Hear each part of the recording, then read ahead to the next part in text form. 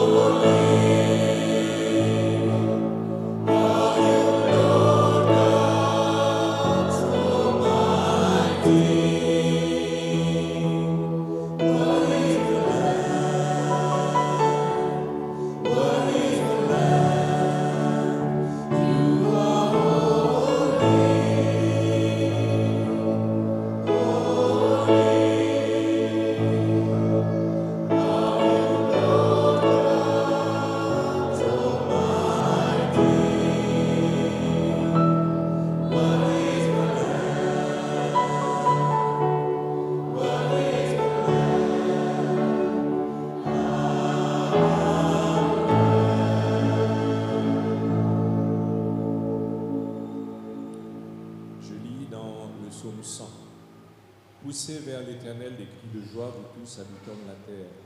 Servez l'Éternel avec joie, venez avec allégresse en sa présence. Sachez que l'Éternel est Dieu, c'est lui qui nous a fait et nous lui appartenons. Nous sommes son peuple et le troupeau de son pâturage. Entrez dans ses portes avec des louanges, dans ses parvis avec des cantiques. Célébrez-le, bénissez son nom, car l'Éternel est bon, sa bonté durera toujours et sa fidélité de génération en génération. Amen. Nous sommes contents d'être dans la maison de Dieu et nous allons entonner ensemble le cantique tout joyeux 505, les 2 strophes de ce cantique.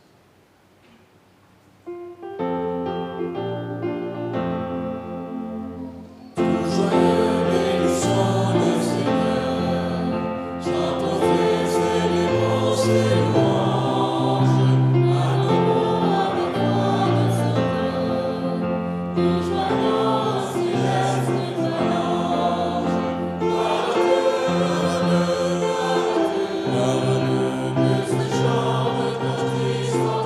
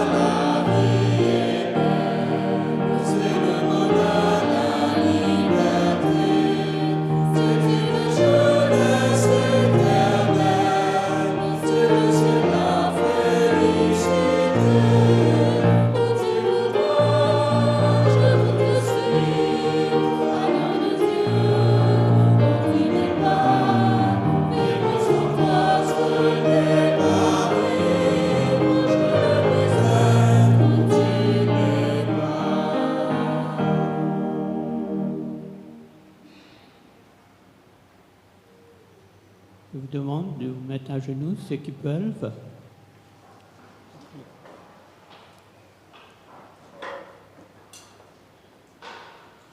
Notre Dieu, notre Père qui est dans les cieux, c'est avec joie que nous venons t'adorer, te louer, te samedier, te rendre gloire, car Seigneur, tu es digne de recevoir de nous ce matin.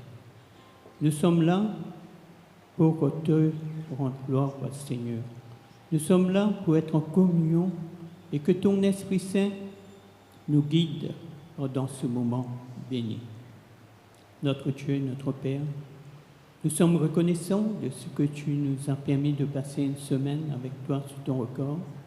Merci de ce que tu as été à côté de nous. Merci pour les dons de la vie et la santé, le courage que tu nous accordes ce matin.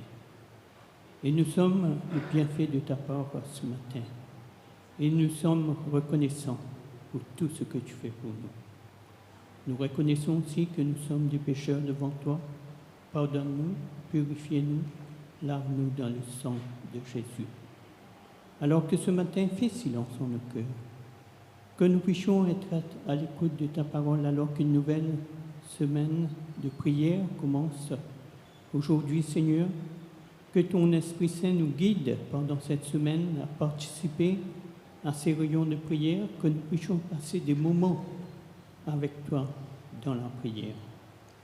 Notre Dieu, permets que tu nous bénisses en ce moment et que nous puissions être à l'écoute de ta parole.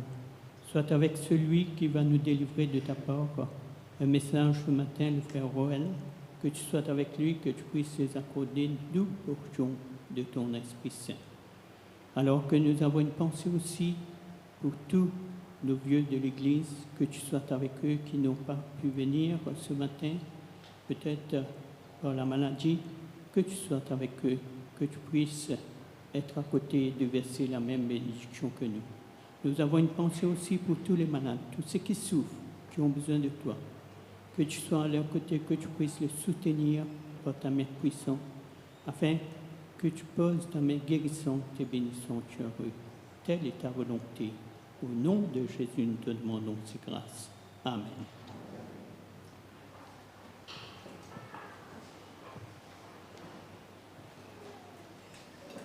Que chacun donne comme il a résolu en son cœur, sans tristesse ni contrainte, car Dieu aime celui qui donne avec joie.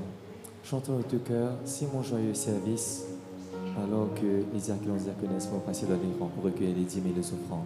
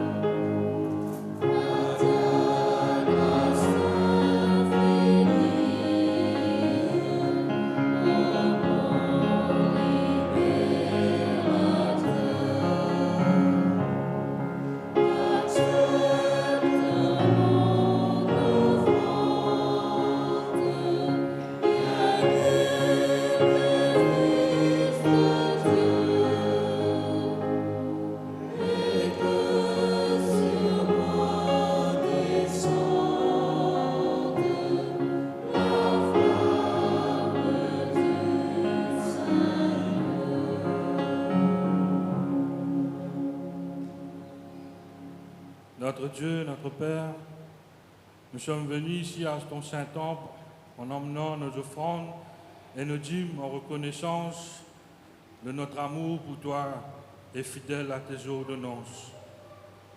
Toi qui disposes de toutes choses et nous les donnes en chaque jour, nous voudrions te demander de bénir ces généreux donateurs, afin que, Seigneur, nous puissions toujours, avec amour et remplis de foi, remettre ce que tu nous donnes, car c'est toi qui nous donnes la santé, la force, le courage pour travailler et subvenir à nos besoins. Permets que nous puissions toujours être généreux et donner pour ta gloire et pour ta cause. Aidez et bénir ceux qui ont la tâche de gérer cet argent, afin qu'ils puissent la gérer d'une manière intelligente et à ta gloire. Au nom de Jésus. Amen.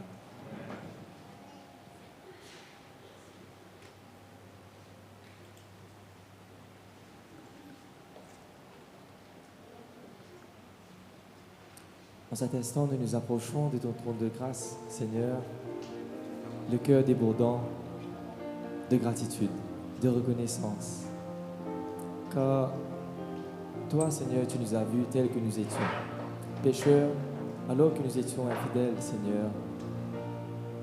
Tu t'es porté volontiers pour porter le poids de nos péchés, pour éloigner de nous nos transgressions, afin que nous puissions nous approcher de ton trône de grâce, pour chanter miséricorde insondable.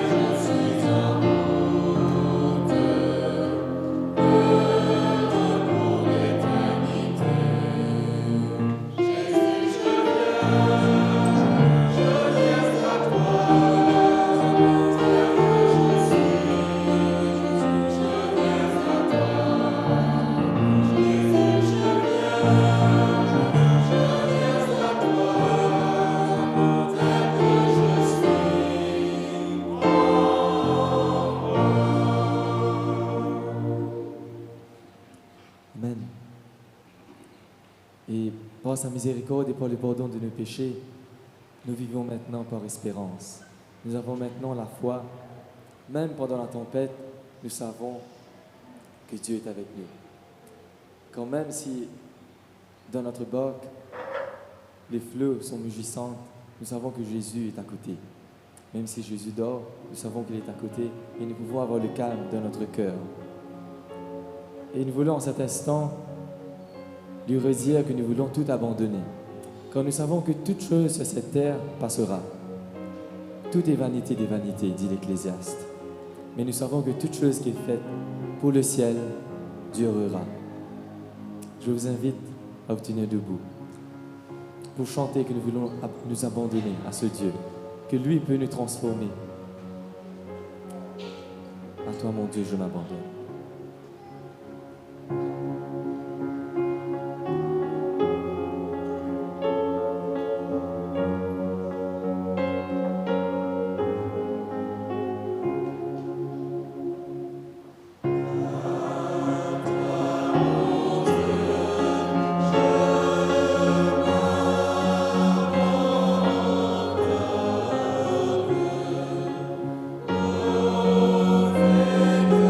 Oh,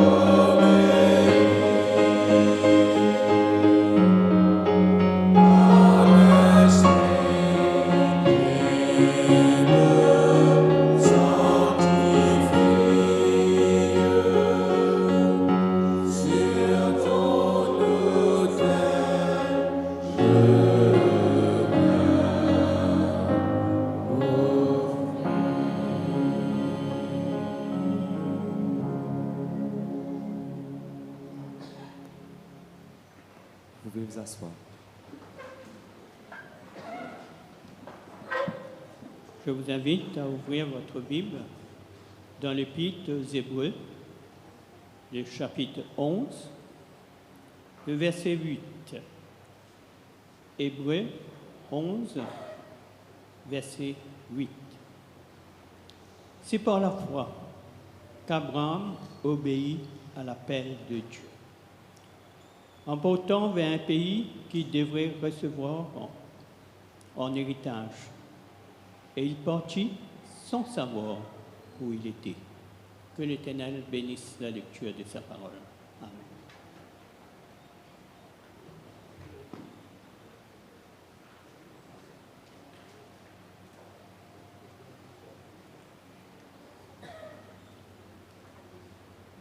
Je vous souhaite un très bon sabbat.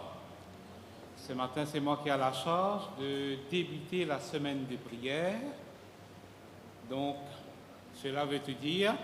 Donc, nous commençons une semaine, ce qui veut dire à partir d'aujourd'hui et cela jusqu'à samedi prochain, nous allons avoir le guide que j'espère que vous avez entre les mains pour nous guider dans la semaine de prière. Est-ce qu'il y en aurait parmi vous qui n'a pas le recueil de la semaine de prière? Les diacres sont disposés à partager. Donc, il y en a un qui est là, d'autres, si vous êtes timide ou si nos amis visiteurs en veulent, il y en a plein.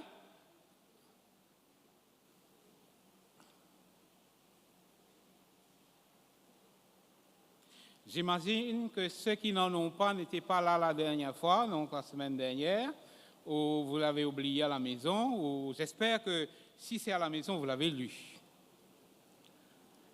Je rappelle que... Est-ce que vous l'avez eu? Non, certains parlaient. Donc,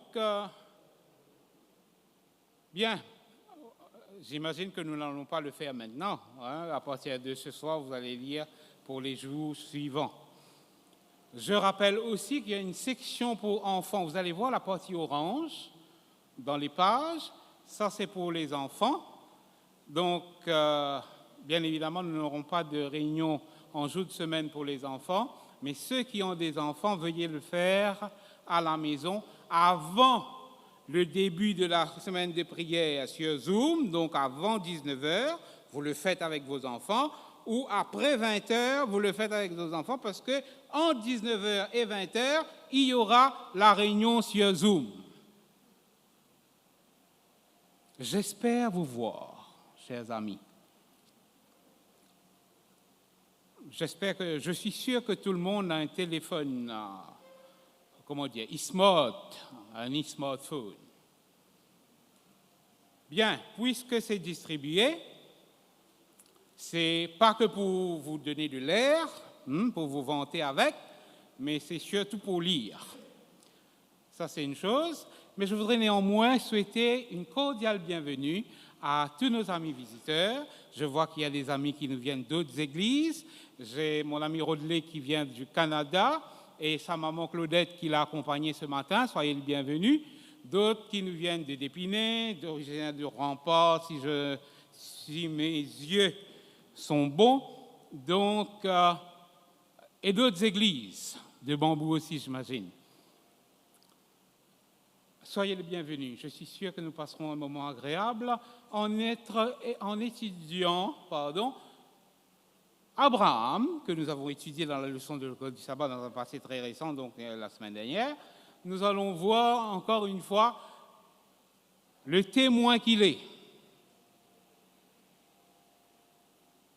La semaine de prière a une particularité, c'est que c'est écrit par quelqu'un. Donc aujourd'hui, c'est sous la plume de notre président de notre conférence générale, le pasteur Ted Wilson.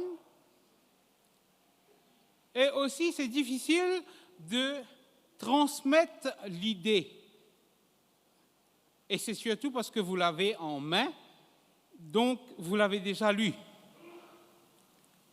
Que peut-on faire pendant un sermon pour partager quelque chose que vous avez lu? Dire ce que vous savez déjà. Néanmoins, nous allons trouver quelque chose qui pourra attirer votre attention, pour que vous ne dormiez pas. dans cette église.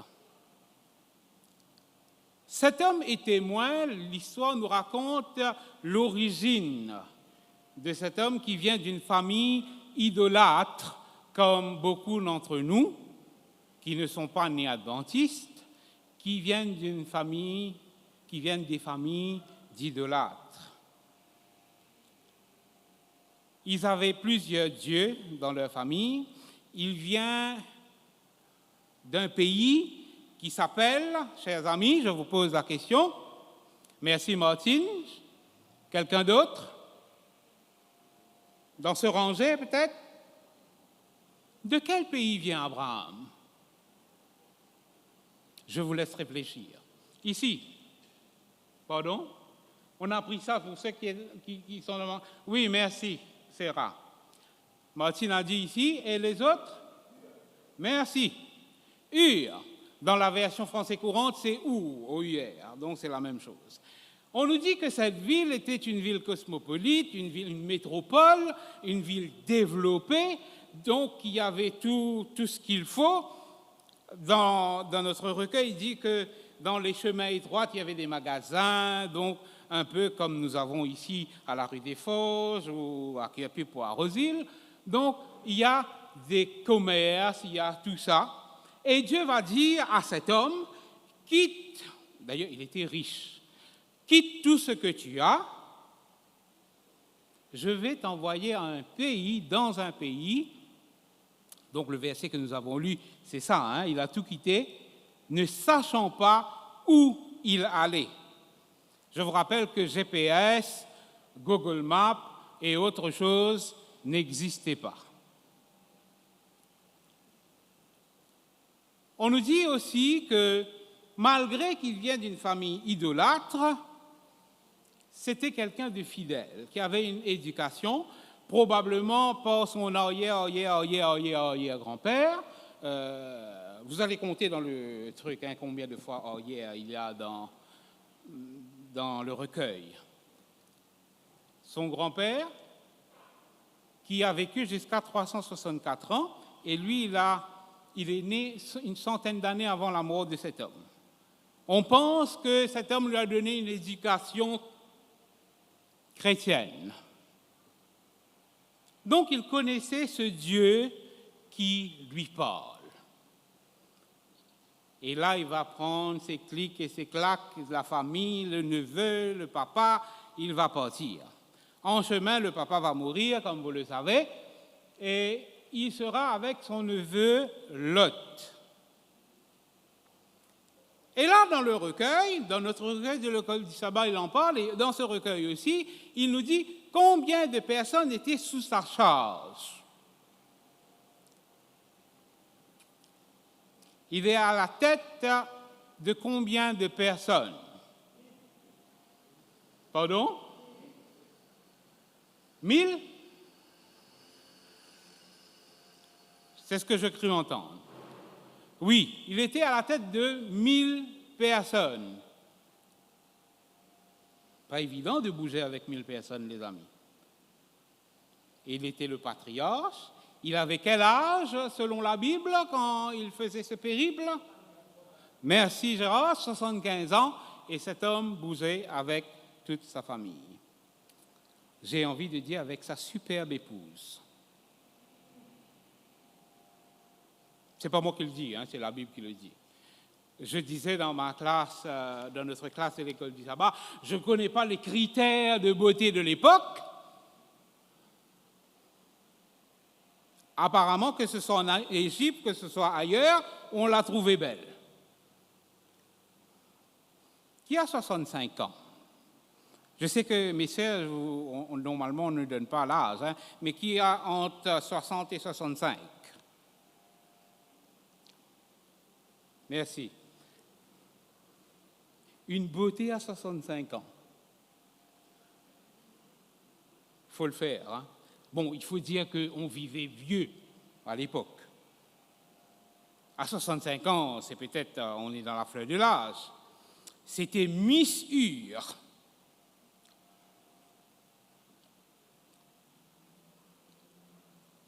et c'est avec Abraham qu'elle s'est mariée. Il doit être fier, le beau gars. Bon, il est parti avec sa femme, tout et tout. Arrivé un moment, il témoignait là où il était. La Bible nous dit qu'il dressait des autels là où il était. Donc, en partant, il ne prenait pas ses 12 pierres pour mettre dans son char et repartir pour se changer.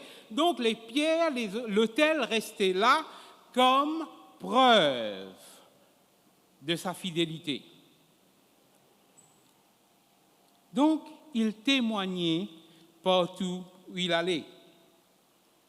Imaginez le culte de famille du soir avec 1000 personnes. Je ne sais pas comment il a fait, peut-être les jours de semaine, c'est un peu pareil comme nous. Chaque famille le fait dans sa tente, et lui, il le fait avec Sarah et ses suivantes. Il faut dire que Sarah avait des suivantes. Vous savez ce que c'est des suivantes? De nos jours, on appelle ça des dames de compagnie. Les reines avaient des dames de compagnie, même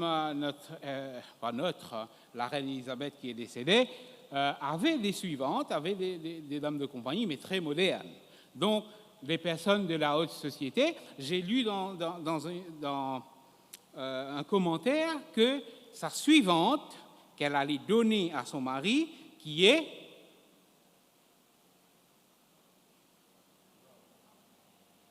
Vous hésitez, les amis.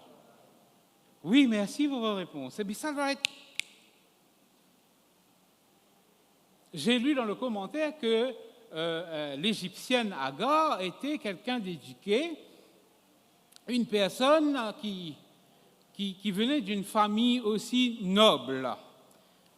Je ne suis pas théologien et j'ai lu ça dans un commentaire. Je vous partage, à vous de le prendre comme vous voulez, mais toujours est-il, elle devait être entourée des personnes de confiance, des personnes éduquées, normalement, pour qu'avec un enfant éventuel, cet enfant-là a la meilleure éducation qui soit.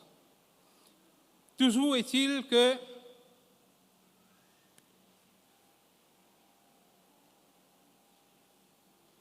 il était témoin dans sa communauté de 1000 personnes. J'imagine que le jour du sabbat, ils se réunissaient sous une tente ou sous des arbres, va savoir, pour le sabbat. Il était le témoin aussi devant les autres pays alentours. Vous savez, son neveu l'a quitté. C'est lui qui l'a proposé, n'est-ce pas, après les bagarres entre BSG. Lui, avec son neveu, il n'y avait pas de problème. Il a proposé, il a donné le choix, et le neveu qui s'appelait...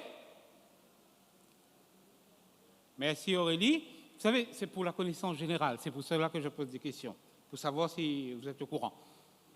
Lot a fait le choix de prendre la meilleure part, de prendre la plaine.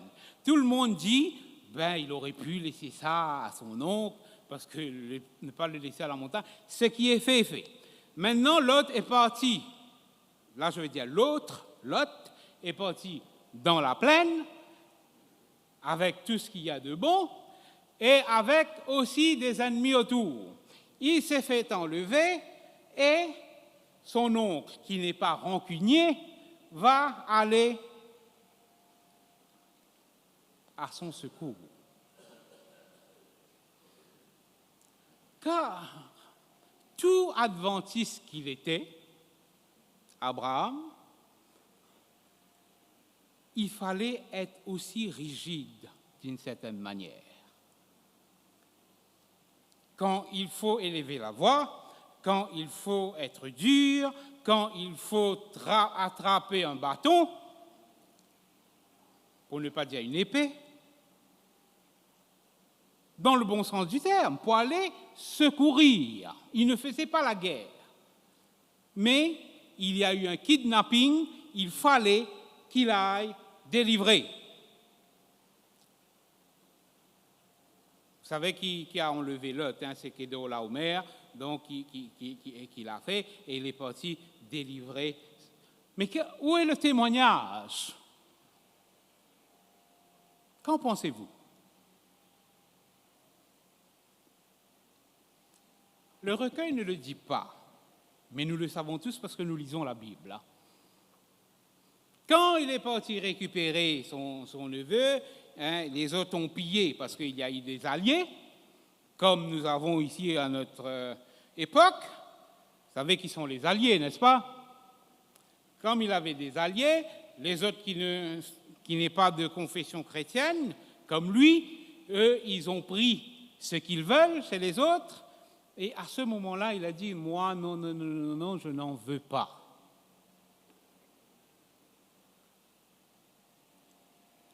Donc, le témoignage, même après une guerre.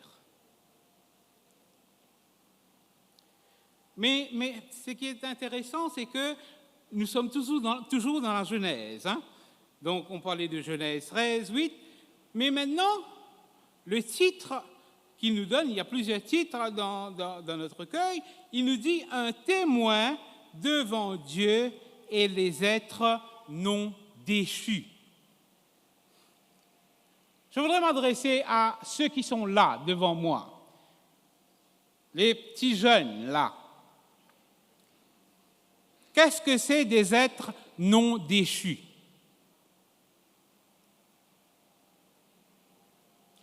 On n'a pas toute la journée, hein?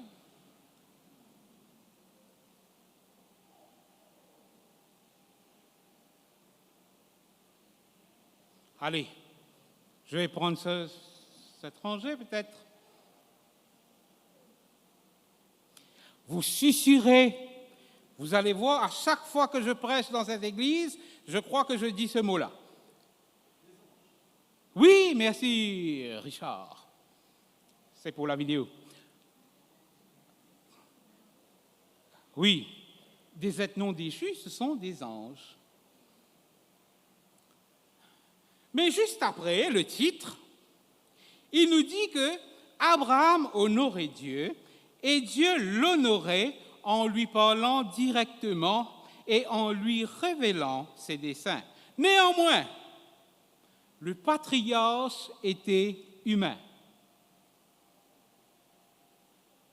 Vous savez pourquoi?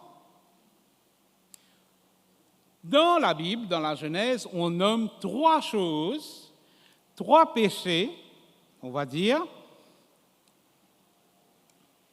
où il a eu un manque de foi. La première fois, c'était en Égypte au moment d'une famine. Là où il était, l'Égypte. C'est terrible que l'Égypte a toujours à manger. Hein? Je pense parce que le Nil passait chez eux, donc ils ont de l'eau. Même dans une période de famine, ils ont de quoi manger. Toujours est-il qu'il est parti en Égypte avec toute sa suite, ce qui veut dire les 1000 personnes. Ah, vous savez, de nos jours, ce n'est pas grave. L'avion Emirates à 380 il peut supporter plus de 800 personnes. Peut porter plus de 800 personnes. Donc, un coup arrivé, tout le monde peut débarquer à Plaisance, il y a un autre avion qui arrive, ils peuvent gérer. Mais là, la frontière d'Égypte, j'imagine l'officier de l'immigration qui est là, qui voit cette foule qui arrive.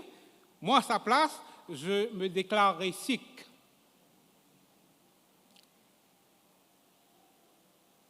« 1000 personnes arrivent. Et là, Abraham va dire quelque chose à sa beauté de femme, à Miss Hur. Qu'est-ce qu'il va dire, les amis? Vous savez très bien ce qu'il va dire.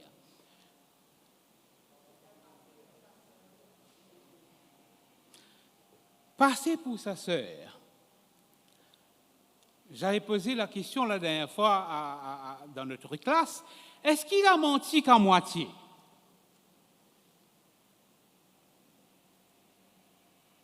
Qu'en pensez-vous?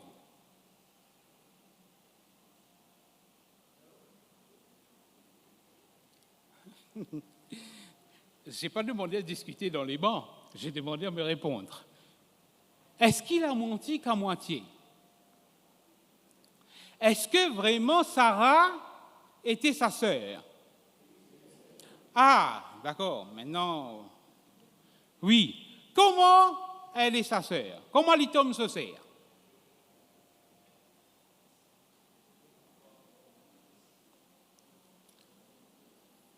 Ceux qui nous regardent à travers la caméra, il y a une pause parce que j'attends des réponses. Pardon? Oui, merci Johan. Ils sont enfants du même père, mais pas de la même mère. Ma question est-ce qu'il a menti à moitié?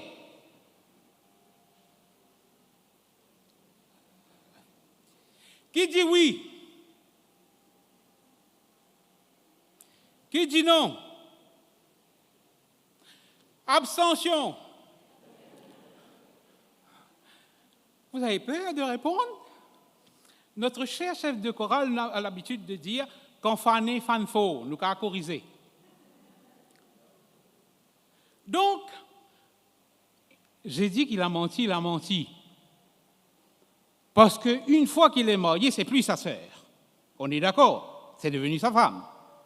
Donc, manque de foi. Il va dire, non, dis que tu es ma sœur, donc c'est bon. J'aimerais bien m'attarder quelque part si j'ai du temps. Je ne sais pas quelle heure je commençais. De toute façon, l'horloge est 10 minutes en avance, apparemment.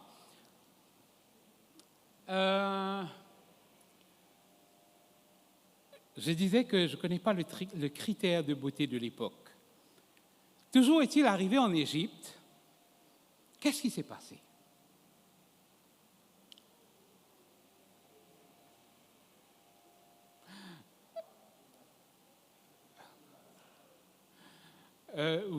Merci Johan, c'est tout comme, mais ce n'est pas tout à fait ça. Mais Johan a dit qu'on kidnappait sa femme. Non, pas kidnappé, mais il l'a pris. Qui a pris la femme d'Abraham? Pharaon, le roi d'Égypte. Mais le roi d'Égypte, lui, il marche, vous voyez Charles marcher dans les rues de Londres, comme ça? Non, Charles ne marche pas dans les rues de Londres, ni Pharaon d'ailleurs. Ces gens, ceux qui travaillent pour lui, vous allez le lire dans la Bible, va lui dire, il est une superbe Miss inarrivée, débarquée dans l'Égypte. Pena photo WhatsApp, pena Messenger, seulement sur la base que ces gens lui ont dit, ils n'ont pas intérêt à mentir au pharaon non plus. Une bombe est dans la ville. Elle est libre, elle n'est pas mariée, c'est la sœur de quelqu'un qui est très riche.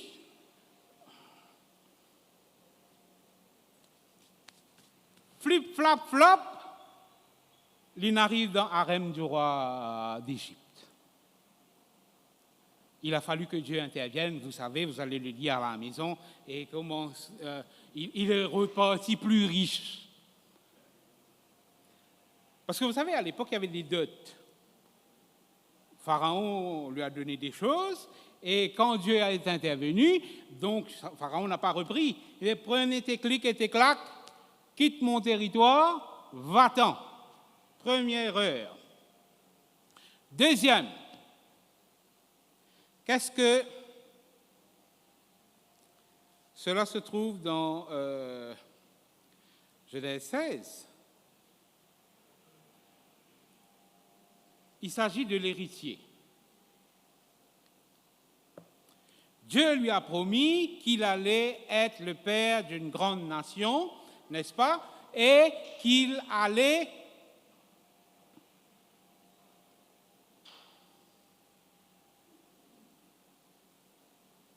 il pensait qu'il allait avoir beaucoup d'enfants pour commencer. Qu'est-ce que sa femme a fait? Nous le savons, n'est-ce pas, l'épisode. qui l'aurait fait? Je ne crois pas, je ne conseillerais pas d'ailleurs, surtout devant une caméra, de faire comme Sarah a dit, même si tu n'as pas d'enfant. Sarah lui a proposé sa suivante, comme je vous ai dit, sa dame de compagnie. Est-ce qu'il aurait pu dire non, cet homme-là? Bien sûr. Vous savez, si nous laissons partir notre imagination, quand Sarah lui a dit d'aller vers Agar, ce n'est pas forcément la première fois. La Bible ne le dit pas. Je dis si on laisse partir notre imagination. Toutes les mères qui sont là, les femmes qui sont là, savent très bien que ça peut arriver du premier coup, on tombe enceinte, mais pas forcément. Je me pose la question, déjà, il aurait pu, même si sa femme lui a dit d'aller vers Agar, il aurait pu lui dire « Non, ben, je n'y arrive pas ». Comme certains disent « J'ai mal à la tête ». Il aurait pu, n'est-il pas vrai? Mais il ne l'a pas fait. Toujours est-il que le péché est arrivé et que ça a une conséquence jusqu'à nos jours. C'est terrible. Je ne vais pas m'attarder plus que ça. Je vais partir sur le troisième péché. Et là, il va partir dans un autre endroit et il va mentir à un autre roi qui s'appelait, merci, Abimelech. Aussi, il a dit à ça, il n'a pas eu de leçon, Dieu est intervenu, pourquoi n'interviendrait-il pas encore? Même s'il dit la vérité, il va dire que Sarah est sa sœur. Je vous invite à lire avec moi dans Genèse, au 20e chapitre, ce qu'il va dire.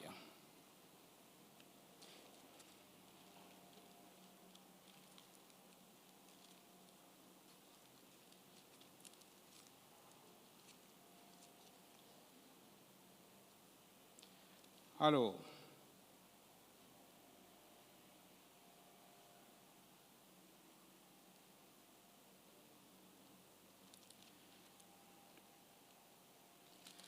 oui, si vous avez trouvé, il va dire à Abimelech, c'est vrai que c'est ma sœur.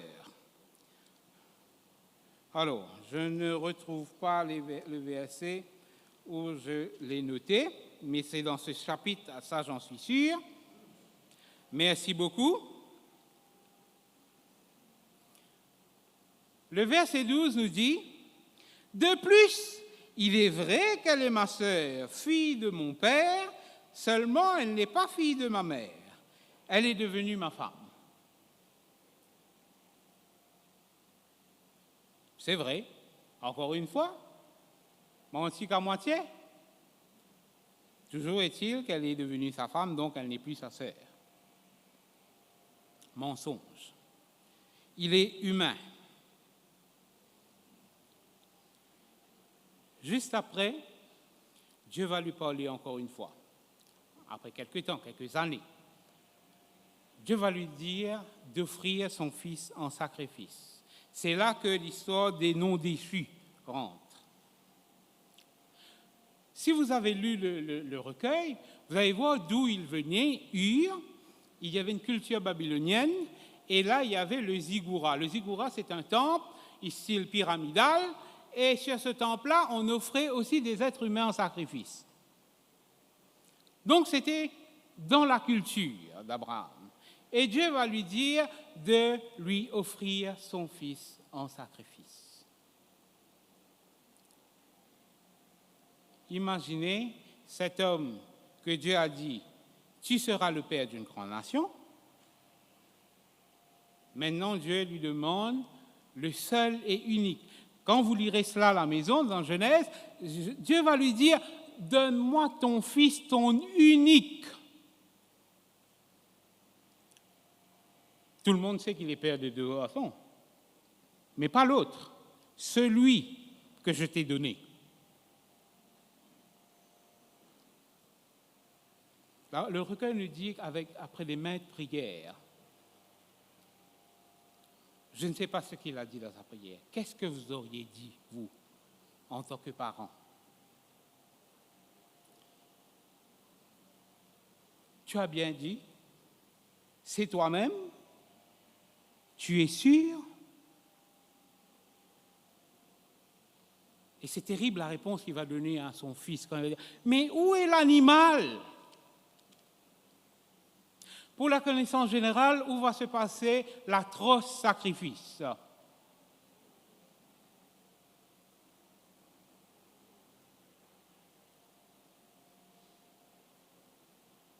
C'est une montagne quelque part en Israël, en Canaan. Sur le mont, merci. Sur le mont Moriah, on dit que le temple de Jérusalem se trouve là, dans cet environ-là. Ceux qui sont partis en pèlerinage doivent le confirmer, j'imagine. Oui, il va dire, Dieu se pourvoira. Seule réponse qu'il va pouvoir donner à cet enfant. Enfin, quand je dis à cet enfant, c'est un jeune homme qui peut se débattre de la main de ce père. C'est un homme qui pouvait pousser un vieux de 100 ans passés. Il aurait pu se défendre. On doit dire que l'éducation d'obéissance que Abraham a donnée à son fils est extraordinaire. Il s'est laissé faire. Vous imaginez le père dire, tourne-toi, je vais t'attacher les bras, les mains. Maman et papa, pensez-vous que votre enfant allait rester tranquille quand vous allez lui dire ça?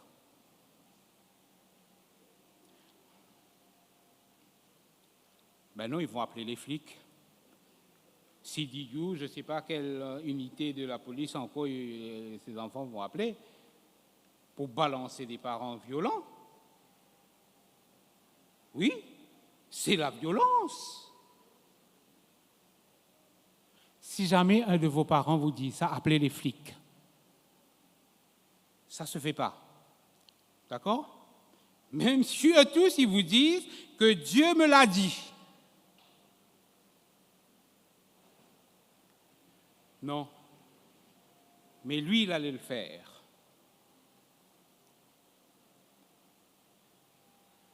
Ce qui est intéressant, depuis la Genèse, il y a un verset qui dit « imputé à justice ».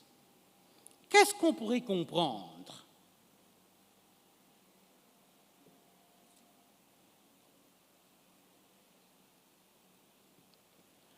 Dites-moi ce qui vous passe par la tête.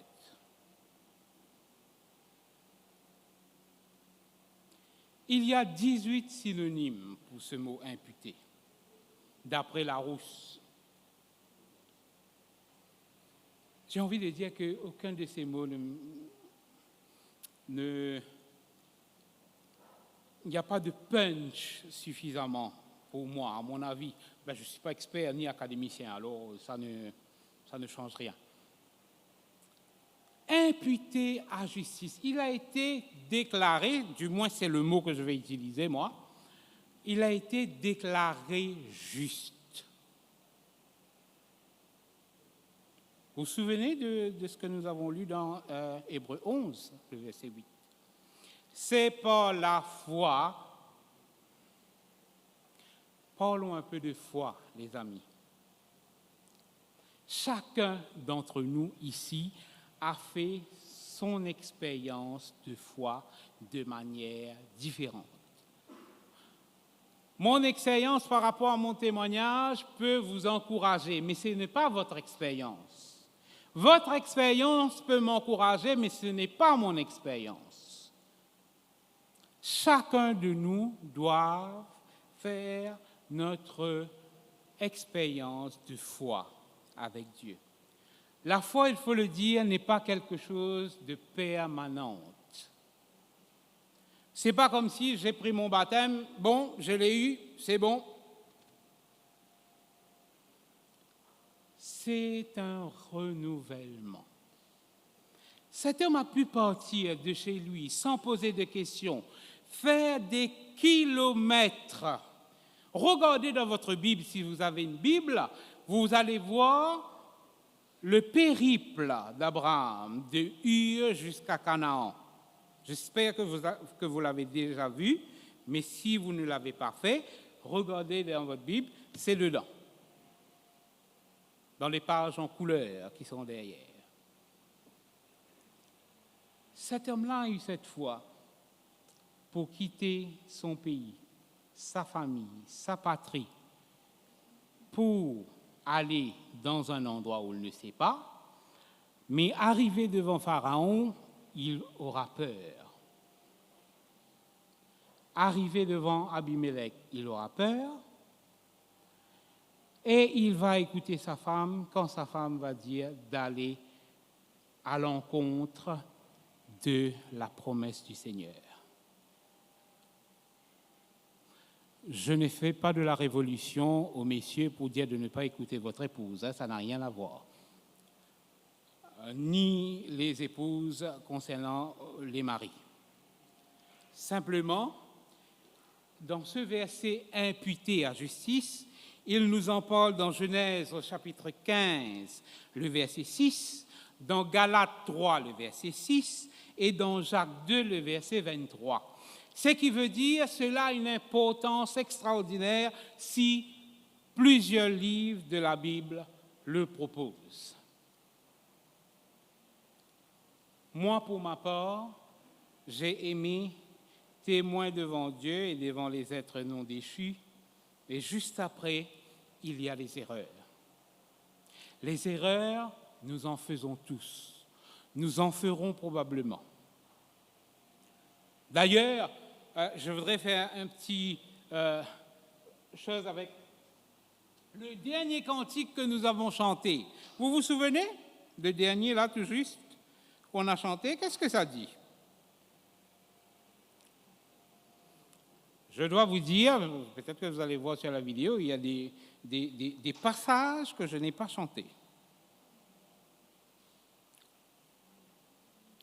Parce que ça mène à réfléchir. Alors, regardez ce qu'il va dire.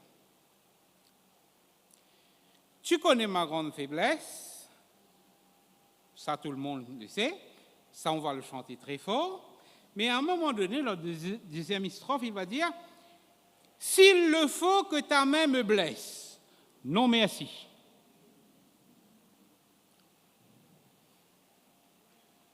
Vous savez, je ne sais pas si vous avez remarqué, je regardais dans les rangs pendant ce cantique. Tout le monde chantait, c'est bien. S'il le faut que ta main me blesse. Et qu'est-ce qu'il va dire encore? Bien sûr, ton amour saura me guérir. Ça, on va chanter fort. Ah, troisième strophe. Qu'est-ce qu'il dit? Oui. Oh, ne m'épargne ni la flamme, ni le ciseau, divin sculpteur. Enfin, me concernant, ça ne pourra me faire que du bien. Le ciseau, s'il veut me remodeler, je suis disposé. Extérieur seulement. Après, il y a un autre cantique aussi qui dit des choses. J'en ai parlé déjà, mais pour ceux qui n'étaient pas là, il y a un cantique qui dit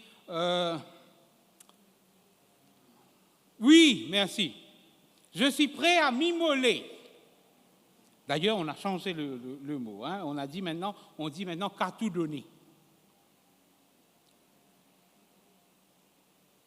Là, je sais que certains réfléchissent à ce cantique-là. Là. Je vois des yeux qui cherchent, n'est-ce pas, ma sœur? Oui. La foi est un parcours, les amis. Pour être un témoin du Seigneur, vous savez, on est en la période de nomination. On a proposé des postes à certaines personnes de l'Église qui disent que non, je ne peux pas prendre de poste parce que je ne suis pas arrivé à un niveau de perfection ou je ne sais pas quoi pour pouvoir prendre un poste à l'Église. On n'est pas parfait. Personne ne l'est. Abraham non plus, la preuve.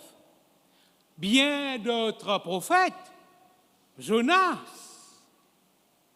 qu'on a étudié ce matin pour les adultes. Personne ne l'est. Mais qu'est-ce qu'on fait? On chemine avec Dieu. Abraham a commencé à cheminer avec Dieu. Il a commencé à lui parler. Et cela a commencé pour dire que Abraham parlait avec Dieu comme un homme. Il est même un grand négociateur. Est-ce que nous négocions avec Dieu de nos jours? Lui, il a négocié par amour pour les autres. Même si ce fameux neveu a voulu prendre la plaine, il l'a sauvé une fois et il a voulu le sauver une deuxième fois. Et il a réussi. La foi d'Abraham, c'est d'être témoin tous les jours. On en parlait encore une fois dans notre leçon de l'école du sabbat, n'est-ce pas? Qu'est-ce que cela veut dire être témoin? Représenter Christ là où nous sommes, là où il nous a placés, là où il va nous placer. On n'a pas besoin d'être sur une caisse, sur l'estrade pour parler de Jésus. Quelqu'un on rencontre à l'hôpital, sur le banc, dans la salle d'attente, au téléphone, ou encore, que proposez-vous? Mais déjà, il ne faut pas avoir honte pour dire qui on est. Parce que Jésus n'a pas honte de nous.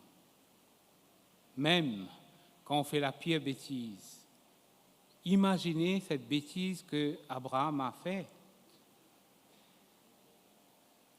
et qui traîne jusqu'à maintenant. Simplement en allant vers quelqu'un d'autre, en n'exécutant pas ce que Dieu a dit. Et tout cela se trouve dans la Genèse, les amis. Encore heureux qu'il se trouve dans la liste des héros de la foi, dans Hébreux 11. Et vous allez voir que toutes ces personnes qui se trouvent dans Hébreux 11, ce ne sont pas des personnes parfaites, mais ce sont des humains qui marchent avec le Seigneur de la meilleure façon qui soit, qui reconnaît quand il a péché, qui reconnaît même si on a d'autres voix qui nous parlent, qu'on prétend être la voix du Saint-Esprit. Il faut savoir le discernement. Il faut avoir le discernement pour pouvoir comprendre, écouter ce que Dieu nous dit. Cheminons ensemble vers la Canaan céleste. C'est le cantique que nous allons prendre, le 321e cantique de notre recueil. De Canaan, qu'en verrons-nous?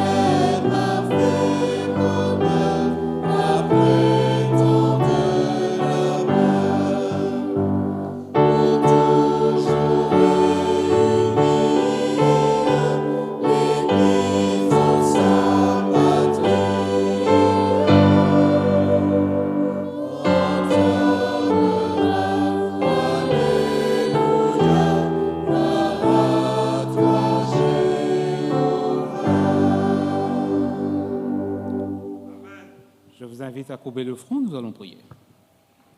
Dieu du ciel et de la terre, nous voulons te remercier pour ces moments passés sur ton regard. Seigneur Dieu, tu connais le cœur de chaque membre d'Église, de chaque personne qui nous regarde, et chaque personne, Seigneur Dieu, qui veulent te servir, qui veulent être un témoin pour toi, là où tu nous as placés. Donne-nous la force, la foi nécessaire qui vient de toi, afin que nous puissions être le témoin que tu veux que nous soyons pour toi. Père, je te prie d'écouter cette humble prière pour l'Église de Port-Louis, ainsi pour tous nos amis visiteurs, et de permettre que nous puissions, pendant cette semaine de prière, prendre conscience que nous devons être des témoins là où tu nous as placés. Soit avec le plus petit jusqu'au plus grand, et permet que nous puissions, Seigneur Dieu, nous retrouver tous dans le Canaan céleste. C'est mon vœu, c'est le plus cher, ainsi que tout ce qui te prie, au nom de Jésus. Amen.